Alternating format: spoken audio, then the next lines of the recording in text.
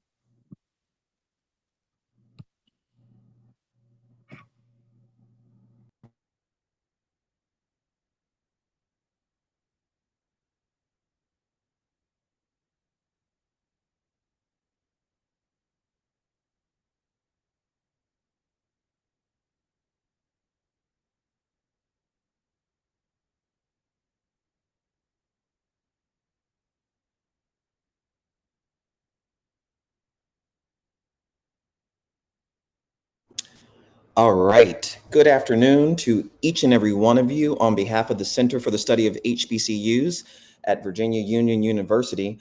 I want to welcome you to today's exclusive conversation with Dr. Melva K. Wallace, President and CEO of Huston-Tillotson University, as she joins with our Executive Director, Dr. Roderick Smothers, who is our Executive Vice President, Chief Operating Officer, interim provost, and executive director of the center, as she shares insights from the leading largest single gift in HBCU history. That's right, $150 million, and how transformational giving shapes the future of our institutions. Y'all are already doing it. We're so proud of you. Please drop into the chat.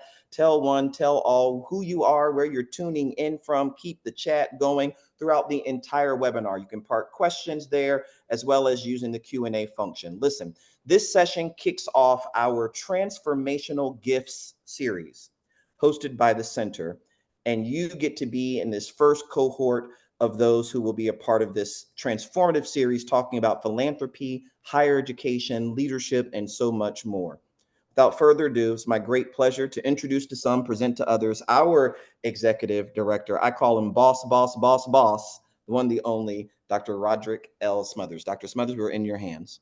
Thank you, Dr. Strayhorn. And let me just say welcome to everyone. And let me no doubt say welcome to Madam President, Dr. Melva K. Wallace, the distinguished president and CEO of Huston-Tillotson University, the university that I love so very much, and an institution celebrating its sesquicentennial anniversary this year, 150 years. And Madam President, you are the leader for a time such as this. And my goodness, has the Lord blessed you.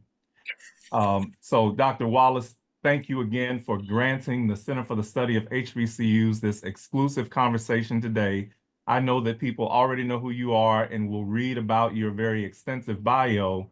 But before I get into having you to just share with folks a little bit about your background, and then I have some critical questions that I want to kind of get right into, because everyone has been wanting to know, Roderick, what is the scoop? What is the deal? How did this really happen? You all have broken records here. She has done things that so many other presidents are trying to do right now, other philanthropists, fundraisers in the space. And so we're going to talk about all of that today. And we just thank you, Madam President, for giving us the exclusive. Let me give a couple of shameless plugs before we get started. This center, the Center for the Study of HBCUs, started under the leadership of Dr. Hakeem Lucas, who is the president and CEO here at Virginia Union University. He had a vision and a goal that a center would be created that focused on research and scholarship about our institutions by our people. And I am unapologetically leaning into that, what Brother Lucas has started here. And Madam President, we're happy that you're going to help us to continue in that legacy. We also have a couple of presidential fellows who are here with us today. Madam President, they are your friends. And so they are actually in the other audience, but they are rooting you on today. We're honored to have Dr. Jimmy Jenkins, who is a he is here, former president of Livingstone, as well as former president of Edward Waters. We also have Dr. Anthony Pinkert. I know you recognize that name, the former president of Wilberforce. And then we also have Dr. Everett Ward, the former president of St. Augustine's. All of those presidents, those fellows for this center are here, and they are rooting for you today, Madam President. And so then we have Dr. Strayhorn, who introduced us today, who is also here at Virginia Union.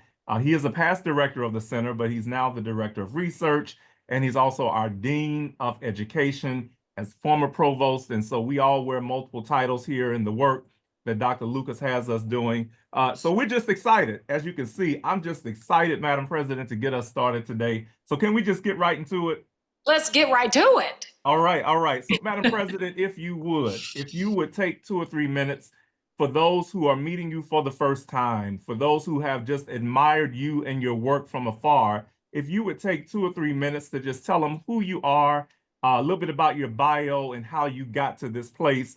And then we're going to go right into the questions about the $150 million gift, transformative gift that you have been able to secure in less than 5 years of being the president at Huston-Tillotson University. Everybody wants to know about it, but tell us about who you are first.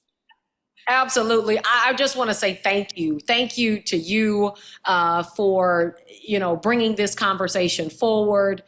People that know me know that I am an open book. And I say it all the time. I'll tell you anything but a lie.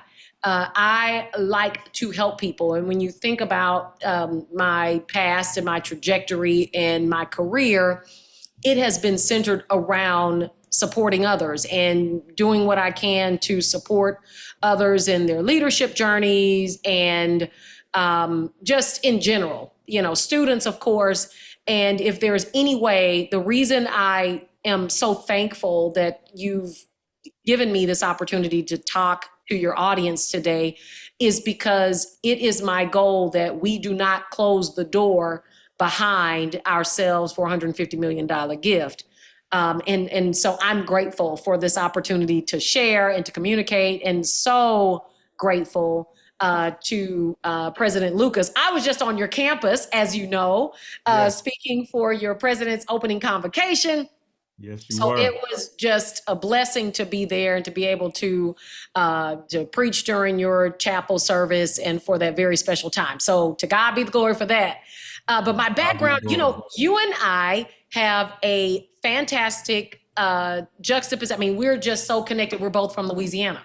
Yes. And I think being from Louisiana, and you can chime in on this, is a very unique background within itself, because you almost need a passport to go to Louisiana, because it is very different than if you go to Louisiana and you're not from Louisiana, you should get a stamp on your passport card, because it's like going to another country, right? And so I'm from Louisiana, and being a Creole girl from Louisiana, there is I think a lot of leadership lessons and things that I've learned about community and building relationships that just have been baked into me as a human being from my Louisiana roots. My parents were both educators, and my mom was a school teacher, and my dad worked at Southern University. So I grew up on a college campus. My dad was the former CFO of Southern University in Shreveport, and served in that capacity as CFO and executive vice president for many years until he retired.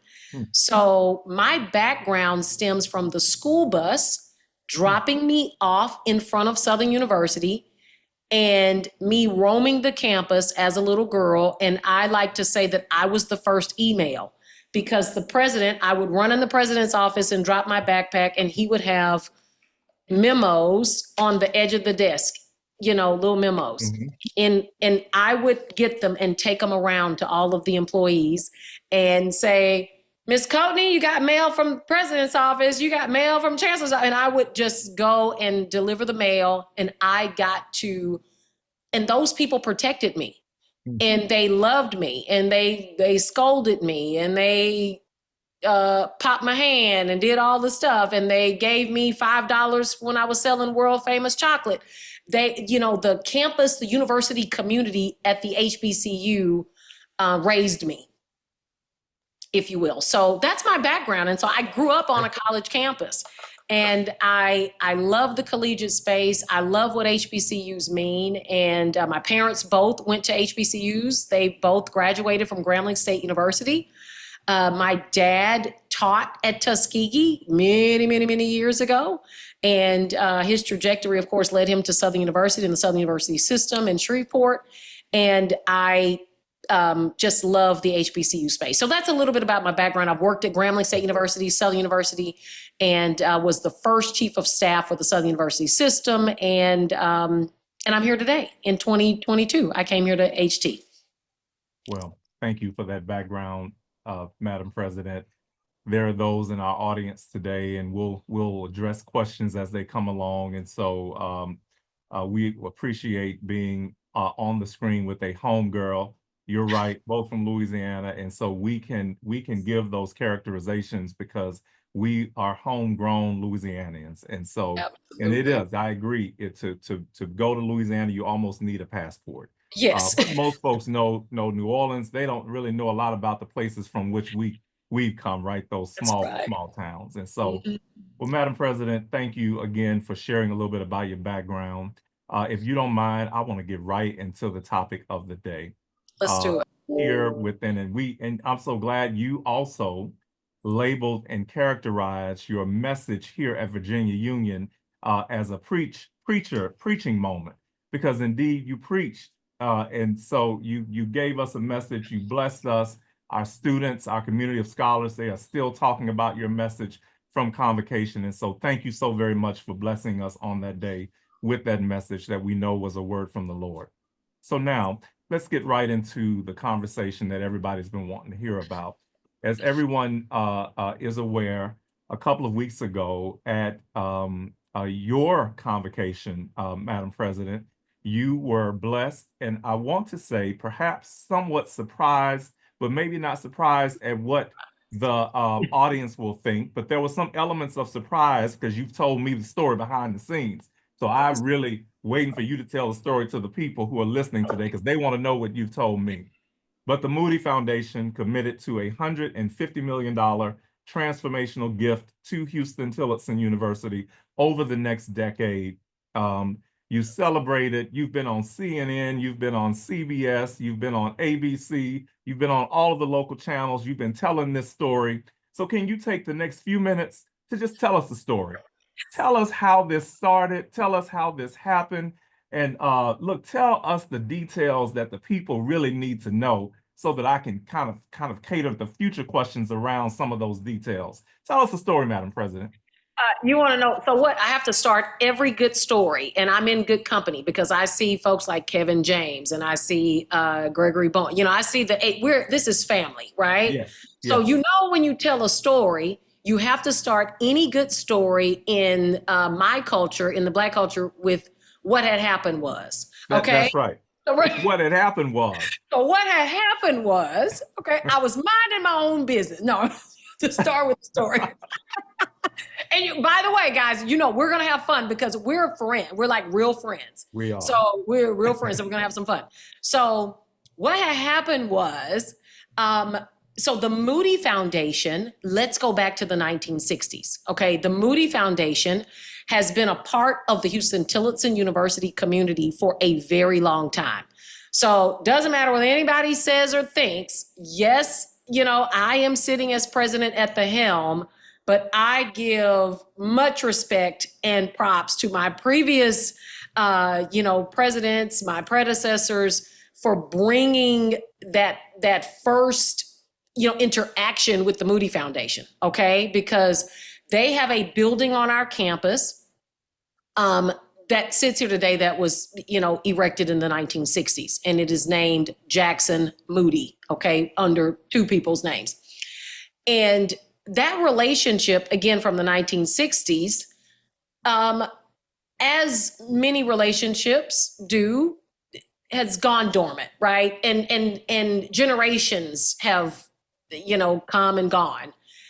And so in last year, Ross Moody, who is one of the trustees for the Moody Foundation, he lives in Austin. He and his daughter, who is also a trustee, Ellie Moody, they both live here in Austin. And last year, Ross, and here's the piece of the story that you have to know, that people are always watching. Yes. People are always watching. So for those of you who are looking looking to build relationships, you have to be faithful over little. Mm-hmm. Okay. And you have to be excellent at all times. Okay. Because people are always watching. And yes. So Ross Moody was watching. Okay. And he says, listen, I want to know more. I've heard some things that are really exciting. I want to know more. And he said this during the press conference. I want to know more about what they're doing behind that fence, behind those walls at Huston-Tillotson University. And so sure enough, they reached out and said, we want to chat about what's going on at HT. We're in the community. We want to know more. And we began the conversations. And from there, we became really, really, really, we started to have a deep affinity for one another. The Moody Foundation, HT, they were really impressed with the things that we were doing. And I will also say, when I got here in 2022, I immediately started putting a vision in place. We had an ideation summit where we brought in community partners and people all over the city to come in to talk about the future of Huston-Tillotson University. The second thing we did from that ideation summit was to start our strategic plan. So we put together a strategic plan where the entire community felt that they were involved and had a hand in this. So when the Moody's came and said, we want to know more, I was able to hand them our strategic plan. I thought I had one on my day. They cleaned my desk off for this nice thing. I said, they ain't going to see my desk. They ain't going to see all this junk over here. But we had the strategic plan that we could talk about, that we could say, here's what we want to do for the next 10 years. We're trying to meet student learning outcomes. We really want to, build buildings. We can't look like what we've been through. Here are the things we want to do. So we had a clear plan about, where we were going. And we're the first institution of higher learning in the city of Austin. And being the first is great. And being an HBCU is awesome. But I live by the Janet Jackson principle is, what have you done for me lately? Just being on the block, what do you do on the block? And yes. We had begun to get some national rankings and lift ourselves from being unranked when I got here in 2022 to being top ranked, #1 private HBCU in the state of Texas by U.S. News and World Reports, the #1 HBCU for putting students in the highest wage jobs immediately after graduation by online use. So some of those things were, really impressive to them. So that's why I said, stay excellent, no matter who's giving and who's not giving. Mm-hmm. And from there, we begin to outline the plan and how much money we truly need. And I'm not afraid of big numbers. And I think as a people, what happens is we begin to decide what people's capacity is by our mental capacity. Mhm. And I believe that God does exceedingly abundantly above all we can ask or think. And I just am not afraid of big numbers. And I'm not afraid of saying, I need $1 billion to be able to lift up Huston-Tillotson University. And so does Virginia Union, and so does Wiley, and so does Jarvis, and so does Morris Brown, and a whole billion with a B. Mhm. So I'm not asking people for $5,000 to come to the gala that chicken dinner, pay for the chicken dinner. I'm saying I need a whole billion with a B. That's And right. I think when you frame it that way, people really believe that you have a plan that is big. And they were excited and thrilled that we had a very aggressive, exciting, and unique plan that they could really get behind. And in March, now this is when they came to me. So in March, Ellie Moody comes to my office and she's sitting right over there on that sofa. And she says, we want to support you. We want to support what you're doing. And we love what you guys are doing. And we want to give the institution $130 million. Now, Roderick's mothers, you know, I'm a church girl and I'm not a pastor, y'all, but you know, I'm a substitute pastor periodically. When the pastor don't show up, I can give you a word. And I'm from Louisiana. And when somebody tell me they give me $130 million, it was not, thank you very much. Baby, I was in here with Ellie Moody, okay? On the ground. Thank you, Jesus. Tears rolling, okay? I'm just saying, it was not cool, okay?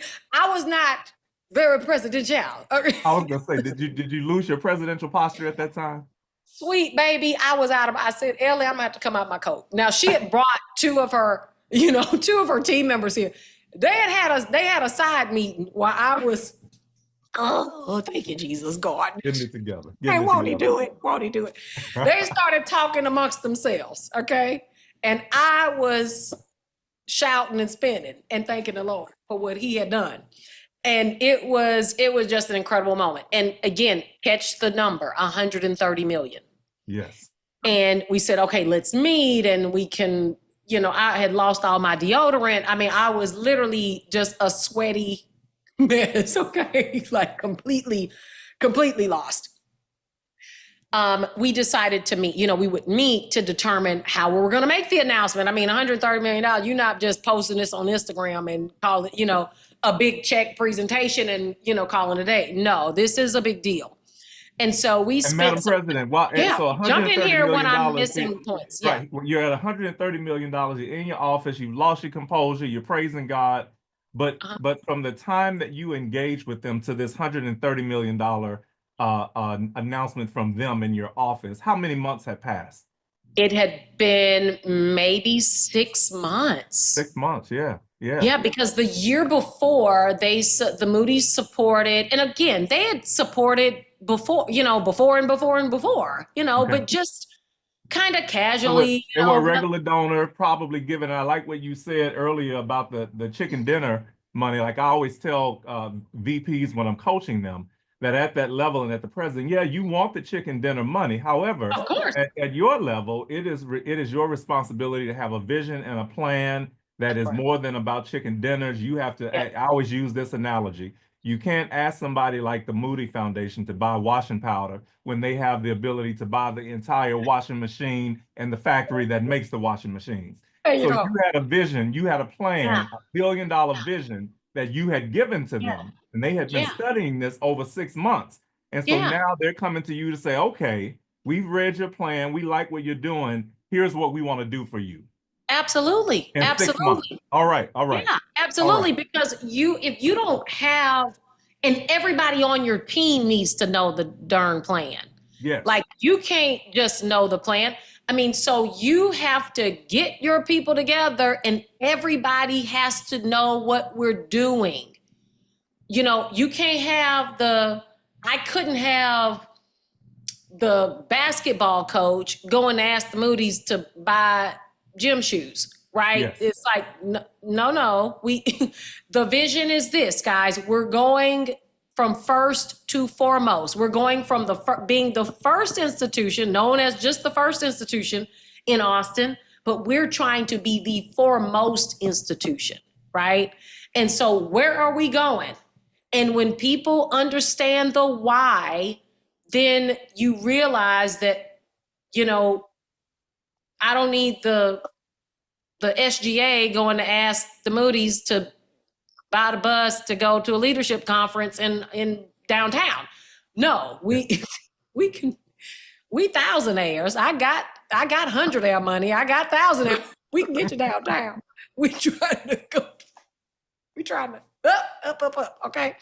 So, but it's sharing the vision with the, you know, our advancement team, our, you know, community partners, where people know what we're doing.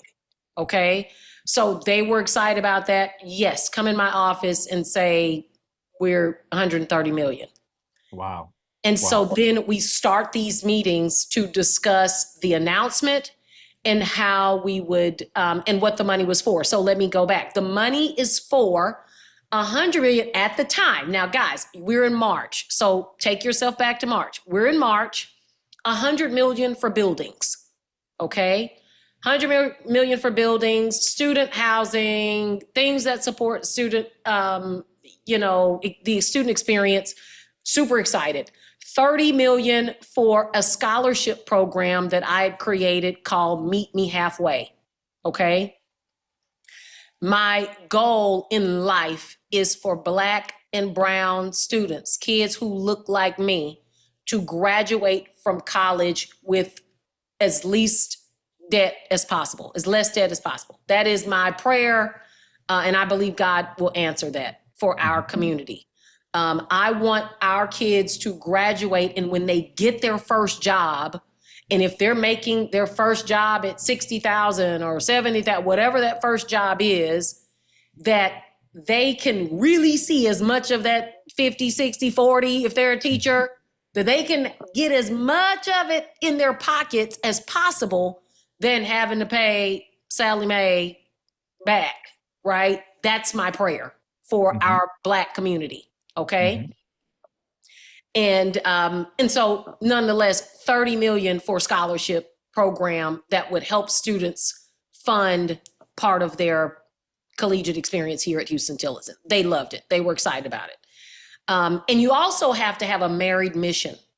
So the Moody Foundation had also committed to the state of Texas that they really wanted to do a lot in education. They want to do a lot in education, especially in Austin.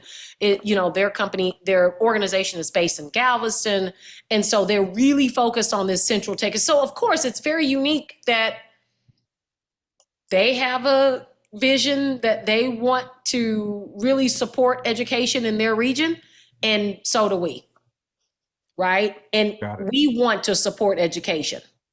Okay, so you got to follow that. It's not, we help us, we need some money. And if you would just help a poor Black child from, you know, Colleen. No, it is, we support education. You support education, because we're giving a lot to educate the mighty middle. Yes. And you want to do it as well. Help us do it even better, right? Yep. So it's the inflected, if you would, value proposition, right? Where we typically at our institutions and in our community, we often go to funders with what I'm going to just use in common terms, the poor mouth, like we're just needy. But you approach this from a position of strength.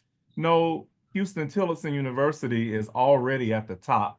We are doing top level work, and we need you all to help us take this to the next level. And that is what the foundation, it seems, resonated with their mission alignment. Yeah, absolutely. And it is, put the violin down. That does not work. You know, we ain't got, we don't got, we won't have, we can't do, the man ain't did. I mean, all of that has to, go. What is very unique, and I appreciate this about my board and your and the board there, and you've had this title before, is president and CEO. Yes. Okay. I spend a lot more time on the CEO part of my title, and you definitely did as, president and CEO at Philander Smith for very successfully for many years. I spend more time on the CEO piece than the president piece. Absolutely. Yeah, because I'm a businesswoman and I see every opportunity to try to make money for the school. And Absolutely. we've positioned ourselves at, we're putting kids into the workforce. We had 10 kids this year that graduated signing their first employment contracts for $200,000. Like, I'm saying, come here, get rich. Like, but sometimes as a people, we don't believe that leading with money and leading with resources and leading with wealth is something that we should be doing or discussing. We always sometimes seems that we should be living in benevolence and, if we can just get a little and, it's like, no, we want our kids to graduate and get rich so they can give back. Absolutely. And I think this notion, and I was looking at the most recent report and reading up on your #1 status there and the fact that Huston-Tillotson has risen with respect to socio and economic mobility of its students. And this is what you're referencing. And I also appreciate the other point you made, Madam President. And I know we have quite a few vice presidents, chief advancement officers who are logged in today. You said that you focus more on, and you should, on the CEO side of your work than you have been focusing on the president's side. So I know you have a complement of vice presidents who make up your cabinet, who you have hired. And their role is to help you with that presidential side of the work. Their role is to be there in the trenches with the students and doing the other things while it releases you as the CEO to go out into the community and be the chief executive officer and have conversations with other chief executive officers who can impact your vision. So I appreciate you saying that. Yeah, I got to go out and put money in their hands. I got to feed all these kids. I got 1,000-some children. Yep. That's walking around here with $200, $300 tennis shoes and $400 hair. Yep. And can't pay the bills, right? And still trying to own the payment plans, right? Yes. So I got to get the money for the children, and I have to prepare them. Hakeem Lucas said something at the president's convocation at VUU that has stuck with me I don't think it's tattooed in my heart and in my spirit. He says, I got 4 years to repair 18 years of trauma, of poverty mindset, of whatever else you came with. I got 4 years to do it. And I'm on the clock, okay? And that means I need the money to get in this building so that I can provide for the babies, right? Absolutely. I got to provide for my kids. And I'm like any other mother and dad who are in these positions. We got to go out and get the money for the students. So absolutely. Yeah. So, Madam President, $130 million. $130 million. You've calmed back down now. You've regained your composure. Some kind of way. And days later. Right. Now you're talking about the 130. We know that 100 of it is to do building and infrastructure transformation. Yes. The other 30 was to support your scholarship program. Meet me halfway. All right. So now take us from there up to the big announcement. So we're constantly meeting about the announcement, and then we're sitting down and putting some meat around the bones as it relates to the scholarship program. And when you get to spending money, it seemed like a lot when you hit a number, but when you start spending, it's like, oh my gosh, you need more. And of course, I was so grateful and thoughtful. And what was also happening is that you mentioned it earlier. We're in our sesquicentennial, 150 years. So 150 years, and we're working on the media stuff. And I'm, Dr. Dillon, who's my VP for, Dr. Dillon, who is my VP for marketing and strategy and impact and innovation, his team, we're all gathering, trying to get the announcements and all this together for the 130. And people kept saying on accident, 150. And I'm telling everybody, I'm telling Team Moody, we had an external marketing firm that the Moody's have hired to support us. And I said, guys, we cannot mess this up. You cannot get up there the day of and say 150 because it's our 150th and it's 130 million. So it can easily get confused and people are like, oh, it's 150. And I'm like, no. We're operating in secret, right? This is just the inner circle that knows that it's 130 million and we kept messing it up. And I was like, guys, we cannot do this on the day of, you got to get 130, 150th year. Okay. Madam President, did you say the Moody's hired a firm to help out during this period? Yes. Hired a firm. That will be with us. Deitzer is the firm. They're out of Houston. It's a marketing and strategy firm that will support us for the next 3, maybe 4 years. Yeah. So even more blessing, right? Even more blessing. So we're working on this, and unbeknownst to me, because I'm still showing plans and data and the things that we're doing, the Moody's then secretly go back and vote to give us $150 million. I had no idea. Had no clue. Wow. So here we are, the day of the president's convocation. Dr. Dillon and his marketing team and Team Deitzer, they're presenting me, I'm looking at all the stuff and looking at all the collaterals. And we were prepared because it was a big secret and we were going to surprise the students. My board knew I had to tell my board and all that. So we're all like, hush, hush, hush, and whispering and having covert meetings about the $130 million. And the day of the announcement, we have how social media, you can automate the things that go out at a certain time. We're all prepared for 130 million to go out at 11 o'clock on the dot. And we're, going to blast the world and tell everybody what's going on. And Ellie Moody, who is beautiful, she's a dear friend of mine, she gets up and she introduces her dad. And Ross gets up and he stands there and he says, reads this beautiful thing. And y'all, I had practiced in the mirror to be presidential and not go into the Holy Ghost shout. $430 million. I'd been sitting with this from March to September. I practiced in the mirror. Ross says 130 million. I look at the people, clap, clap, clap. Praise the Lord, praise the Lord. Okay, simmer down, students. Calm yourselves. God is good. And, I prepared to, react to $130 million. He gets to the stage and he's at the podium and I'm standing there and he says, the Moody Foundation announces that we will support over the next 10 years to the Huston-Tillotson University, $150 million. And Roderick, President, Brother Smothers, Dr. Smothers, I looked and I was mortified because I said, he on the dirt like Ross. We have practiced how do you mess this up? And I was prepared to fall on the sword and say, oh my gosh, he made a Freudian slip. I'm thinking I'm gonna have to fire Shaq. Like Dr. Dillon is gone. You had one job to get the man remark. Like we had this one job. You practiced this. Ready. And he looks over at me and I'm sitting there and I'm like, and I don't know what my face is doing. I think my face is still. It was doing that right there. Yep. And he comes over to hug me and he says, gotcha. And surprises me. And when he says that, my board is stunned because they were like, what just happened? The little group of people that did know that it was 130 million. I think I text, some of the presidents earlier. I think you were on that group, that got hey, this is going to happen today.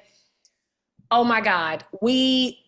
That's when you guys saw the surprise face. Yeah. So I told them afterwards, I said, let me tell you, there are institutions, there are nonprofits that would have shouted and threw a ticker tape parade on an extra $20 million. Just the extra 20 million, absolutely. There are institutions that have never seen $20 million, and we got an extra 20 that humanity didn't even know about. To God be the glory. Took us from 130 to 150 overnight. Without even, but it is by being it's by being good stewards. So that's what happened. That's the story. And that's how we got to 150 million. So we get to the interview, we get to the press conference afterwards. He says, yeah, you know, Melva, I surprised her. I know she's upset with me. I'm like, oh no, you could surprise me with $20 million. Anytime. Anytime. Anytime. I don't like surprises, but if you surprise me with $20 million, look, God is good. And he says, I just didn't think 130 had a nice ring to it. It's your 150th. You got to do it. And my goal, I told my board, let me tell you about the power of what God hears when you speak. I said, board, yes, we have 130 million. And I'm making the announcement to the board. They're crying. They're excited and thankful. And I said, but I believe God is going to get us to 150 for our 150th year. I said, I'm going to work my butt off to get us to 150 million. And so God heard. Wow. I got faith. And God will operate at the speed of your faith. Absolutely. Absolutely. Wow. What an amazing story. Madam President, let me ask you if you would, and I asked you this when we talked maybe a night or two after. I said, tell me the one thing that nobody else knows that and so we talked about this component here. Is there anything you can share with the audience? We're getting ready to go into a couple of prepared questions here. Is there anything you can share with the audience that was just that one thing that no one would have ever thought or imagined in this process that you can share without violating any of your confidentiality clauses that you have in place? Yeah, I would say it might have been a personal thing, you know, Okay. how I was personally feeling. I think, you know, you ever chased you see a dog chasing a car, right? And it never really gets the car. And I don't even know if the dog wonders what you would do with the car if he caught the car. Like, I don't know what his plan is. Like, you can't drive. Like, why are you chasing the car? You know, maybe it's just the excitement of running and you don't know. And so I believe in our world for Black and brown communities, especially for HBCUs, that we've been chasing for so long. And we are so accustomed to chasing. We are so accustomed to chasing and running after the big gift. And and I'm just going to speak the truth. Usually the gifts are reserved for a handful of HBCUs, right? We know it's like, oh, every time you hear something, it's it's our usual ones that are, and God bless them. I mean, I'm thankful, but we know that it just hasn't been our lot for the majority of our HBCUs that deserve to be lifted up. Yes. And so after chasing the car for 20 years in higher education and so many years in HBCUdom, I felt almost a fear. And so success trains you, you learn how to be successful, but in leadership, people don't always teach you how to manage fear while being successful.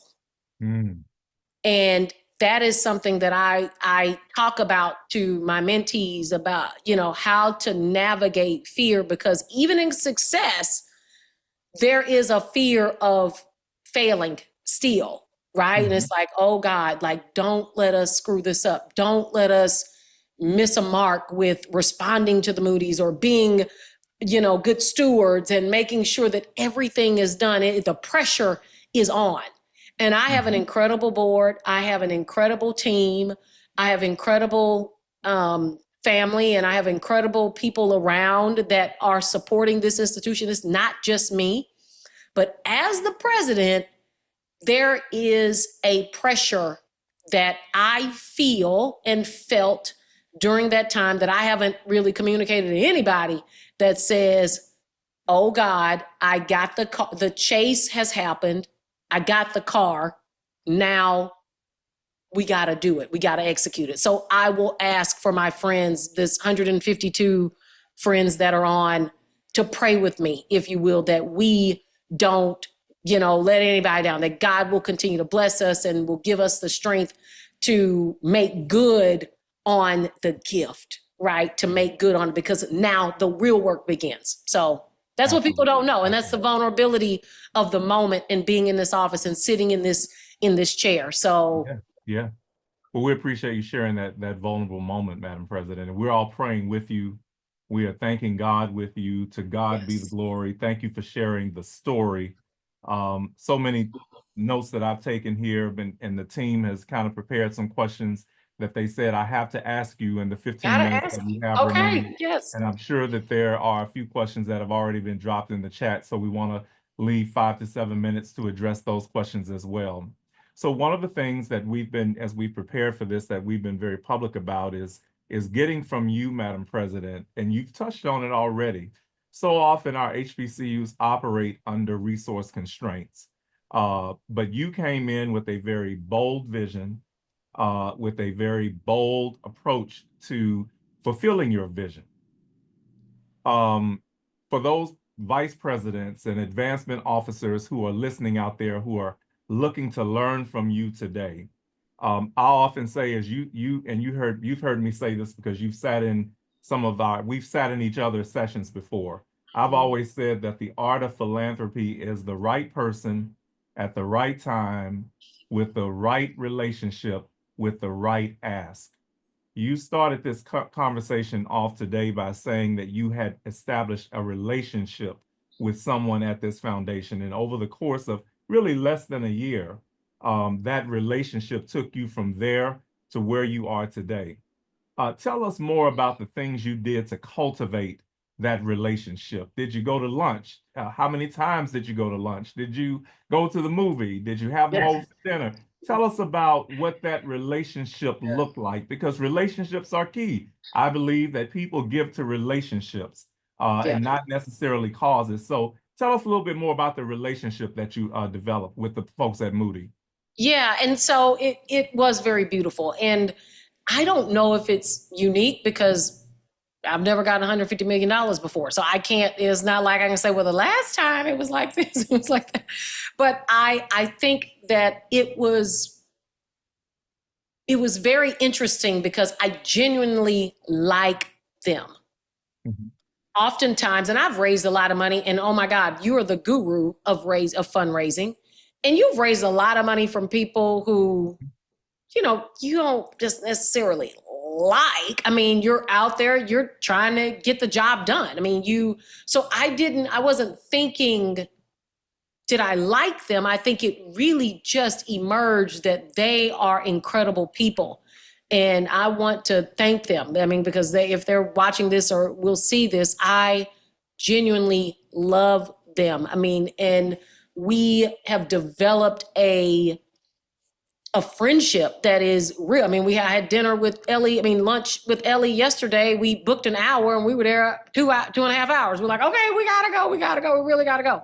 And I mean, she's having a baby. I'm like, okay, girl, this is what you got. I mean, like, we're literally just being human. And I think there is something about in professionalism still having humanity and finding places in times where you are meeting about the institution where people get to see who you are. Now, you really do have to be a good person.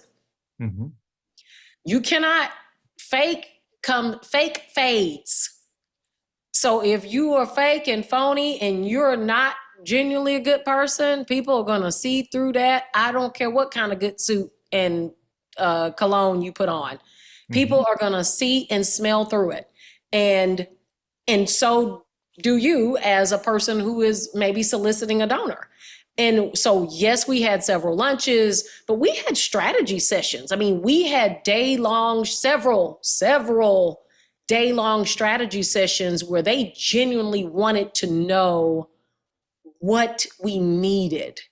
And I think that was so important to really hear from my executive cabinet, from our board. They literally interviewed every single board member. They hired the firm that they interviewed every board member to talk about what we needed, to really hear from, and they were impressed. So again, I go back to everybody got to know what the vision is. I couldn't have one board member getting on and be like, well, I think the president needs a new car or something crazy. It's like, no, we're doing this. we needed everybody on the same page. And so those sessions about learning about the institution were imperative. So we had several day-long sessions that really explained who we were as people, what we believe in, but who our students are. And Yes. what their aspirations are as well. I think we leave the kids out sometimes where, they're not in it. It's, that you get to see the kids, see the students. This is what we're doing. Taking a tour of campus. It's not like, look, this broke and well, Lord, you see this hanging off down here. It's not that. It's like, look what we've done. We've been faithful over little. Look at, oh my gosh, this is a new space that we've done and we're really proud of this. And people think the strategy is to show what's broken and not working. And it's to show this is how we've been successful. And investors want to give to successful organizations. So we've had meetings and all of that. And that's what, was helpful. Absolutely. Yeah. And lunches I and dinners and all of that. Yeah. Yeah, Madam President, you're so right. Investors, funders, they want again, that element of philanthropy, I think, has shifted. Investors and funders are wanting to invest in strong leadership. And so we want to commend you for your strong leadership and what you have been able to demonstrate and exhibit there in the greater Austin community. Clearly, the Moody Foundation saw that in you. I believe they like you as well. I can kind of looking at synergy on the stage between you and the daughter and the father. I could sense they genuinely like you as well. So that's so important. But I think that it clearly is your bold vision. And you probably spoke that vision from the day that you were inaugurated. And now look at God and how he has put the right people in place for you to carry out the vision. One of your team members, Ms. Vicki Jackson, often reminds us that if God sends you somewhere, he is going to give you everything you need to be successful. And so God has sent you to Huston-Tillotson for this time and this 150th, and he is clearly giving you everything you need, Madam President. One more question from me, and then Dr. Strayhorn is going to read a couple of questions from the audience. My last question is, so you mentioned your board, you've mentioned your team. Tell us quickly the role that they had in preparing the institution with you for this type of success, right? Like what did you have to do behind the scenes to get ready? You cast a big vision. And then you were able to take it out and speak it and get people motivated. But what was the team doing behind the scenes to get the institution ready for this level of success? Yeah, so great, fantastic question. The board, extremely supportive, but they are also philanthropists. My board, they give, and they give deep, they give, time, talent. Chris Himes, the CEO of Indeed.com, is on my board. And he's also teaching a class this semester about AI, right? And so, they give not only, I have a board member, Andrea Mosey, who works at NASA. She's an alum.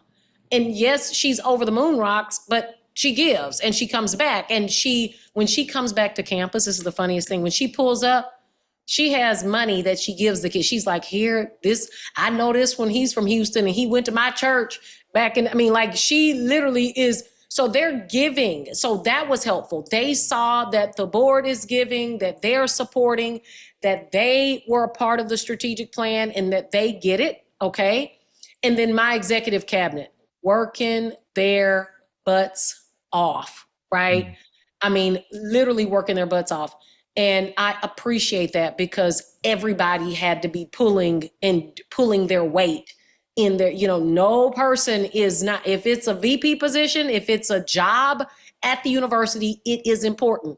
So never say, I'm just a coordinator for, advisement. You need to be the best dang on advisor because we need structured advisement. You have to be good. Absolutely. And you can't miss a ball. So don't feel as if your position is important. But I believe everybody pulling in the same direction was helpful. And they saw the professionalism and how they carried themselves and how seriously they took their jobs. Yeah. Good. So Huston-Tillotson is ready. And we're praying that you and your team will continue to be good stewards of what the Moody Foundation is entrusting you to do. Dr. Strayhorn, let's see if we have time to take 2 questions from the audience before we end. We promise we keep these to an hour. We may borrow 2 or 3 minutes on the other side of one, but let's hear one of our questions. Absolutely. Thank you, Dr. Smothers, and thank you again, President Wallace. This has been a dynamic conversation. Thank you to everyone in the chat. Keep it going. We got 2 questions, and then we're going to put up 1 poll. So this one is to you, Dr. Wallace. To what degree did your advancement team actively participate in the cultivation of the relationship with the Moody Foundation? Yeah, great question. I believe, so I think the team, and I have one of our newest team members on, Mr. Gregory Bowens. He's in the advancement office with the alumni doing a great job, and he is an Energizer bunny. But it is staying the course, right? So it is making sure that those conversations don't get missed. It's making sure those emails, I'm like, if the Moody's email, don't, do you see this eye? Do not miss. Keeping the ball in motion, making sure, and it's not just the Moody's. I mean, the Moody's are saying, listen, we're going to introduce you to every single friend we have.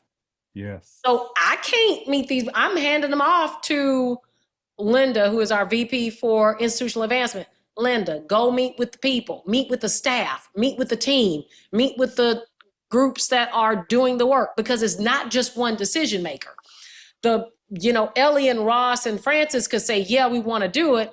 And their team can come back and say, yeah, they're just so hard to deal with. Our team had to work with their team. And, the secretary still ain't got back with me with stuff. I mean, everybody is imperative.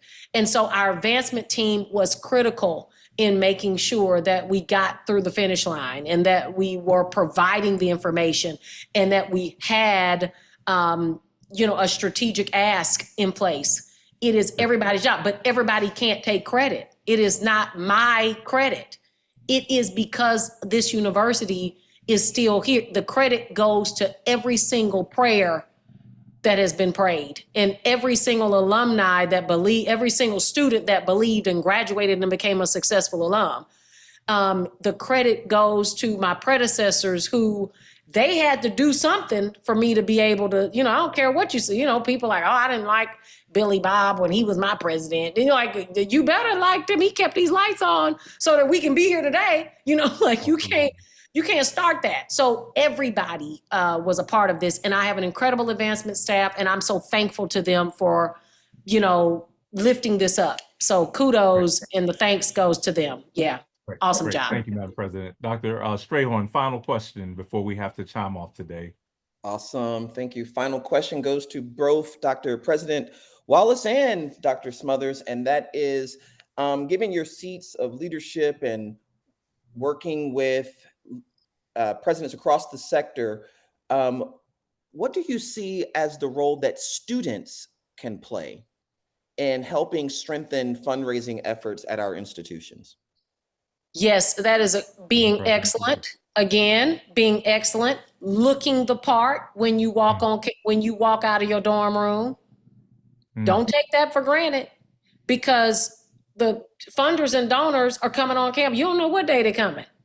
It need to be pretty Wednesday, pretty Monday, pretty Tuesday, pretty Thursday, pretty Friday. You have to look like where you're going and not look like what you've been through.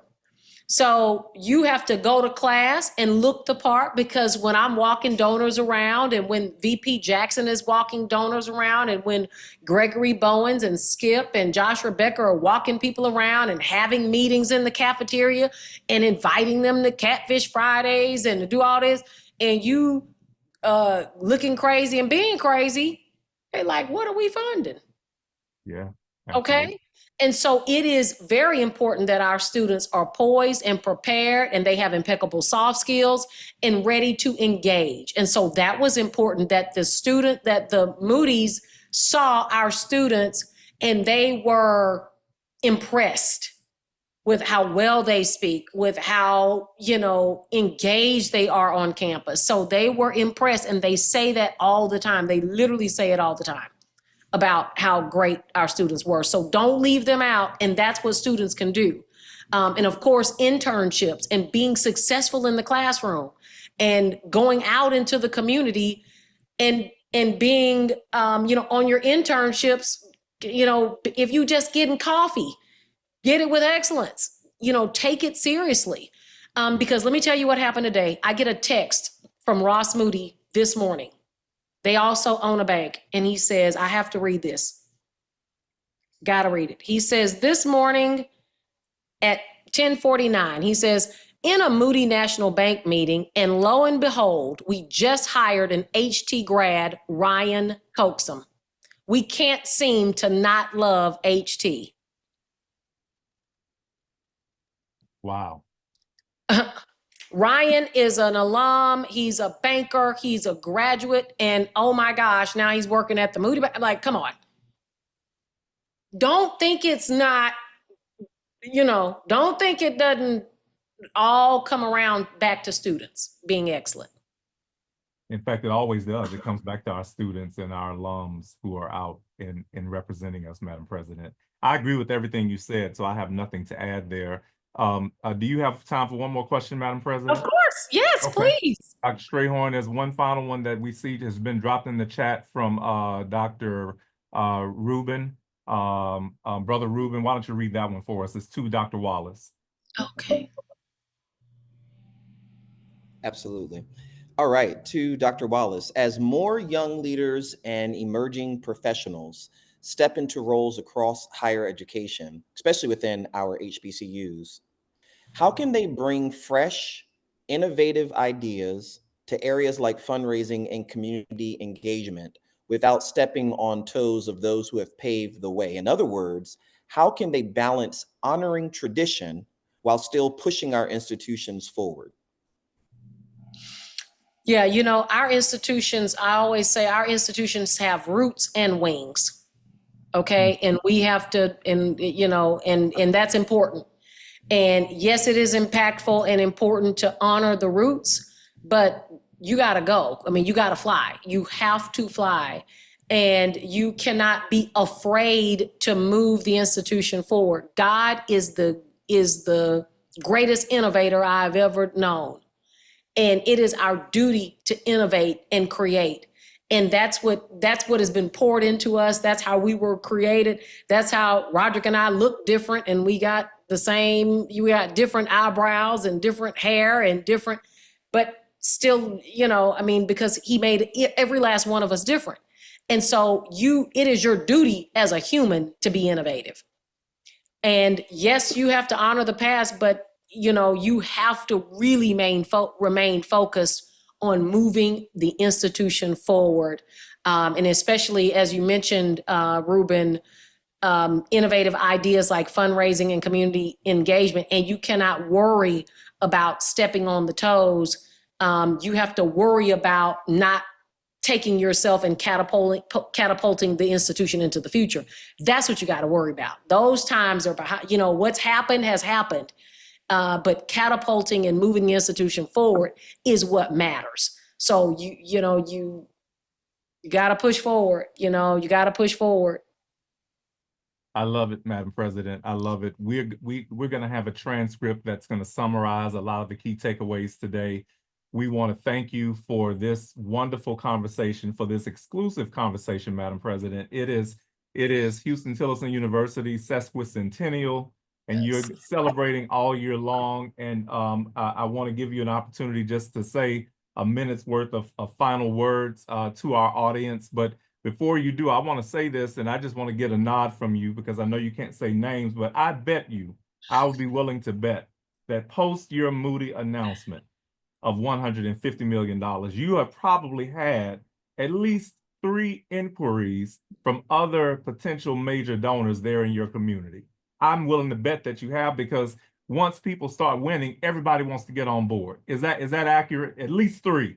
That is true. And I have some meetings, and I mentioned that the Moody's have said they're introducing me to all of their friends because they want people to get on board. And this is not the end, but I also, when you said leave the audience with something, I'm gonna look straight in the camera. Do not believe that this is unique to Huston-Tillotson University. Do not believe that it cannot happen for you. Do not believe that, oh, do not excuse your way out of your opportunity to also get 160 million, 200 million, the $1 billion gift. Beat me to the billion, because God got 2 billions. He got 101 billions for every single one of our HBCUs. It's not, we're not in a lack world. And so the moment we relieve ourselves and release ourselves for, well, I don't, I'm in a small town and I don't, we don't have all that kind of stuff here. Trust me, it is there. It is there. It is somewhere. Somebody believes. You just got to make them believe it. And you're right. It's 3 more where the Moody's came from, and we won't stop.